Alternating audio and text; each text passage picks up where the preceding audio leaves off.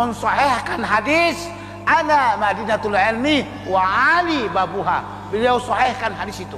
Siapa pertama kali pintu ilmu? Imam Ali karramallahu wajhah, menantu Rasulullah. Kemudian diikuti oleh para ulama-ulama yang banyak. Coba lihat, Aisyah kurang pintar apa? Ketika berpolitik gagal. Yang menang Ali. Ali kurang hebat apa? Semua keilmuan dan mazhab-mazhab, torikot-torikot, dan semua ajaran-ajaran akidah Ahlus Sunnah, Syiah, bahkan semuanya itu mengklaim dirinya pengikut Ali. Coba cek, Ahlus Sunnah jalatnya Ali, Syiah lewat Ali, Mu'tazilah lewat Ali semua, torikot-torikot sufi Ali lagi, mazhab-mazhab fikih Ali lagi. Malik berguru juga ke Ja'far as-Shadiq, Ja'far as-Shadiq keturunan Ali. Imam Syafi'i berguru ke Malik. Maka ilmunya keturunan-keturunan Nabi ada semua di mazhab, di akidah, dan di thariqah. Semuanya ada. Bukan berarti itu Syiah. Ya? Bukan.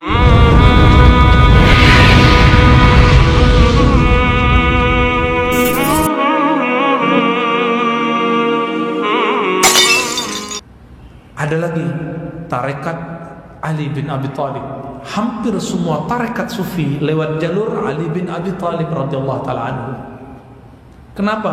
Inilah maksud hadis ana madinatul ilmi wa aliyun babuha.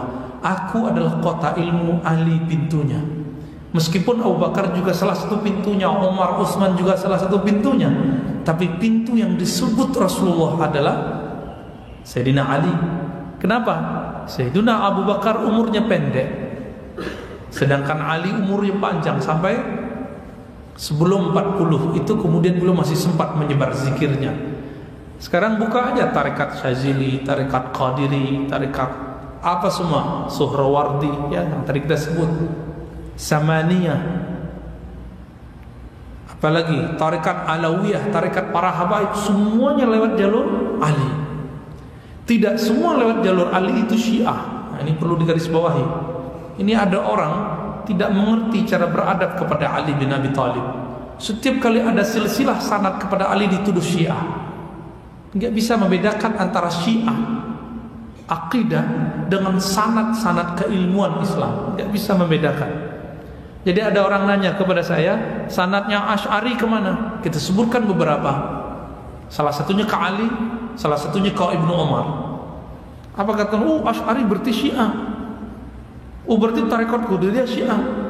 Orang ini telah menghina Ali bin Abi Thalib. Kenapa? Ali bin Abi Thalib itu, apa kata Nabi? Aku dan Ali itu ibarat Nabi Musa dan Harun. Nabi ngomong begitu.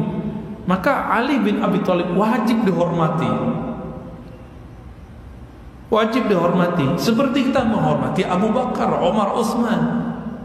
Syiah itu ciri-cirinya dua aja Pak. Kalau mau cek Syiah, bukan dari sanad.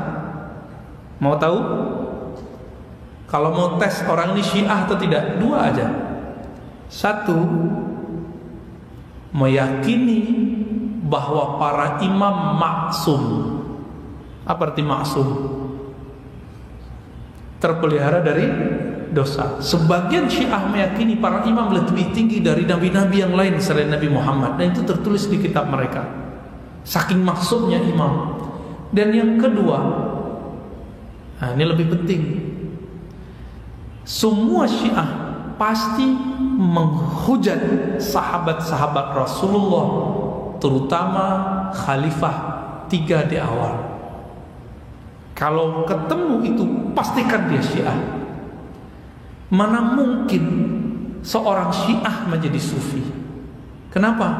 Karena ajaran tasawuf itu ada di Abu Bakar, ada di Umar, ada di Utsman. Pertama Abu Bakar. Kenapa pertama dia? Dialah yang paling aulanya. Di dalam mazhab Imam Abu Asy'ari mengatakan yang berhak menjadi pemimpin itu adalah yang afdolnya. Nah itu, yang berhak menjadi pemimpin adalah yang afdolnya. Sebaliknya Syiah Zaidiyah, untuk Syiah Zaidiyah paling banyak di Yaman, di Houthiyah, Son'a. Syiah Zaidiyah berpendapat begini, yang menjadi khalifah itu boleh afdol, boleh mafdul. Yang paling afdol, yang tidak afdol sekali, boleh. Jadi Syiah Zaidiyah berpendapat boleh mafdul. Nah, pahamkan ini, karena nanti berbelit nanti dia. Boleh afdol, boleh mafdul. Maknanya pandangan mereka kepada Abu Bakar itu adalah khalifah pertama, iya. Kenapa dia khalifah pertama? Itu dia adalah mafdul. Ali itu paling afdol daripada Ali, lebih afdol daripada Abu Bakar. Tapi kenapa nggak jadikan apa? Nggak jadikan sebagai khalifah? Karena bolehnya yang menjadikan khalifah itu mafdul, nggak mesti afdol. Nah, yang sekarang kan yang kita gunakan kan itu sekarang nanti. Siapa yang jadi khalifah? Siapa yang jadi pemimpin? Apakah dia afdol? Enggak, mafdul dia.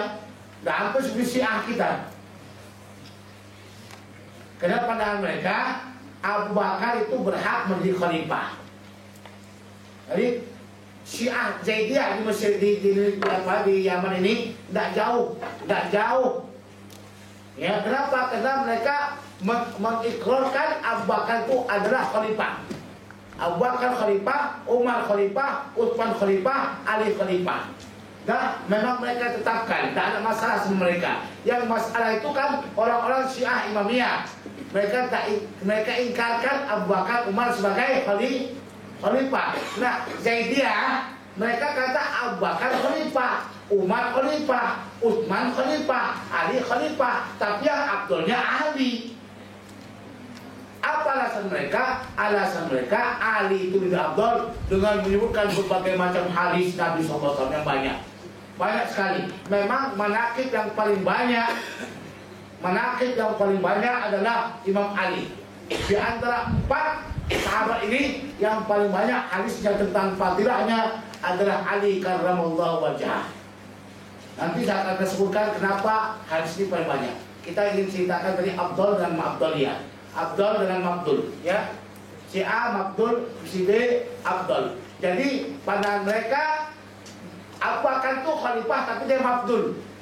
Mafdul mana? Mafdul pada Ali. Ali lebih afdol. Makanya Zaidiyah ini lebih dekat dengan kita. Dia tak menghina para sahabat. Jadi kalau sekiranya kamu saja mendahulukan, hanya katakan Ali lebih afdol daripada Abu Bakar, nah kamu dah termasuk Syiah. Paham tidak? Karena ahli sunnah wal jamaah mereka ijma mengatakan Abu Bakar lebih afdol. Jadi dengan begitu, memilih pemimpin itu mesti afdoliyah yang dicari, bukan mafduliyah.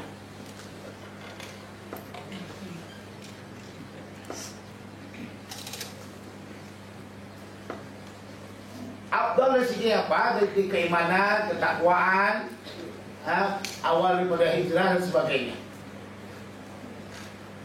Nah, makanya tidak ada yang berhak kalau dia mafdul, sesuai dengan tuntutan tadi itu. Yang mencari pemimpin mesti afdol. Yang mafdul tak berhak menjadi pemimpin. Kalau kita ambilkan pendapat ini. Tapi sekarang ini yang kita lihat daripada para pemimpin, mereka itu kebanyakan adalah apa? Mafdul. Ya, kebanyakan mereka apa? Mafdul.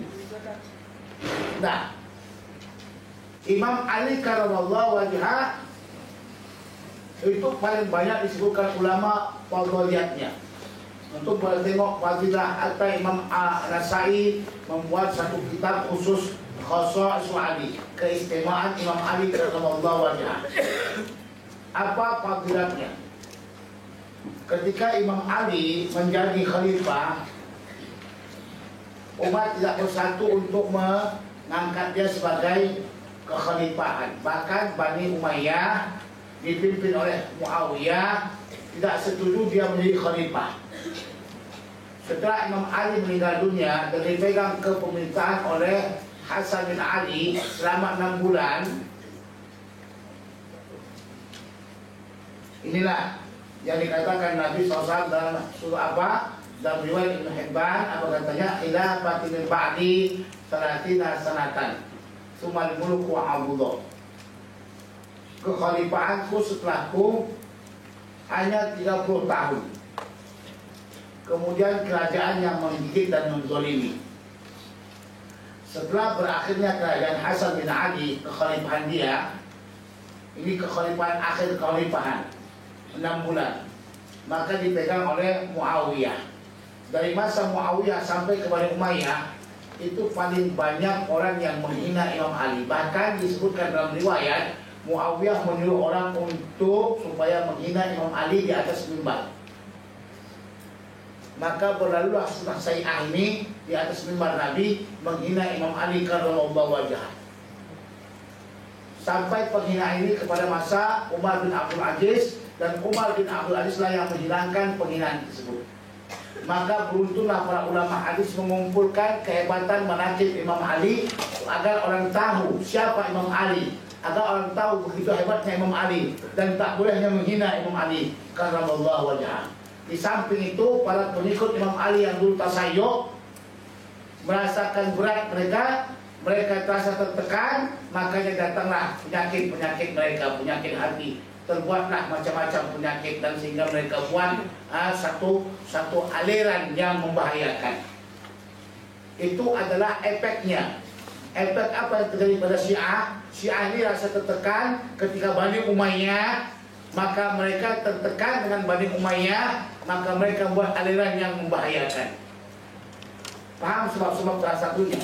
Bukan Abdullah bin Sabah aja yang pertama menciptakan. Orang-orang radikal kan begitu itu. Terciptanya radikal disebabkan oleh pemerintah yang kurang agamais dan sebagainya kan. Ini juga begitu. Bani Umayyah yang selalu menekan, bahkan mencaci dan memaki Imam Ali, akhirnya membuat orang-orang yang pencinta Imam Ali itu menjadi radikal. Paham? Ini yang kejadian daripada orang-orang Syiah. Tak berhenti pada itu pula, orang-orang Syiah naik terus kepada filsafah mereka untuk menghidupkan yang namanya kerajaan kekhalifahan daripada keturunan Nabi SAW, yang mereka katakan seluruh keturunan Nabi itu maksum, dan mereka kata syarat dari khalifah itu mesti Quraisy dan mesti maksum. Inilah yang terjadi ya ketika itu. Jadi ketika Bani Umayyah memegang tampuk pemerintahan, siapa saja yang membenci Bani Umayyah terus distempel yaitu adalah Syiah. Sebab itu banyak orang yang dianggap Syiah hanya karena dia melawan Bani Umayyah yang zalim. Andaikan tidak ada Umar bin Abdul Aziz, maka tarikh Bani Umayyah ini adalah tarikh yang zalim, yang gelap. Tapi karena ada Umar bin Abdul Aziz, disitulah masih dipandang lagi Bani Umayyah. Karena Umar bin Abdul Aziz adalah merupakan khalifah yang sangat adil sekali ketika itu. Jadi dahulu biasakan kalau siapa saja yang berpegang, contohnya lah sekarang ini, mana-mana yang mengkritik pemerintah itu namanya partai pembangkang. Jadi mana-mana yang mengkritik Bani Umayyah itu Syiah. Jadi Syiah ini banyak istilahnya. Yang sebagaimana saya katakan pertama sekali Syiah ini adalah merupakan kelompok yang baik yang membantu Imam Ali karramallahu wajhah. Sampai pada tahapnya mereka lah yang memperkuatkan atas penghinaan Imam Ali. Mereka nggak sanggup Imam Ali itu dicaci maki oleh pemerintahan Bani Umayyah di atas mimbar. Bayangkan di atas mimbar Nabi itu menantunya dihina, menantunya dimaki. Kalau sampai mengatakan memaki Nabi itu, memaki sahabat Nabi itu adalah kafir, maka kafir banyak orang-orang Bani Umayyah. Coba lihat dalam manaqib belakang sedikit mundur, di situ ada dikatakan ada 3 kabilah yang Nabi SAW benci sampai matinya. Salah satu kabilah itu adalah kabilah Bani Umayyah. Kabilah Bani Umayyah. Hadis yang diriwayatkan oleh Imam Tirmidzi rahimahullahu taala anhu. Jadi masalah politik, paling banyak masalah itu adalah masalah politik. Kenapa terjadinya perpecahan? Masalah politik. Malaysia pun nanti bisa berpecah gara-gara politik. Suriah itu berpecah gara-gara politik. Ya, jadi politik yang ada di zaman Nabi SAW, zaman sahabat, Bani Umayyah berkuasa. Siapa aja yang mengkritik Bani Umayyah itu telah dianggap Syiah.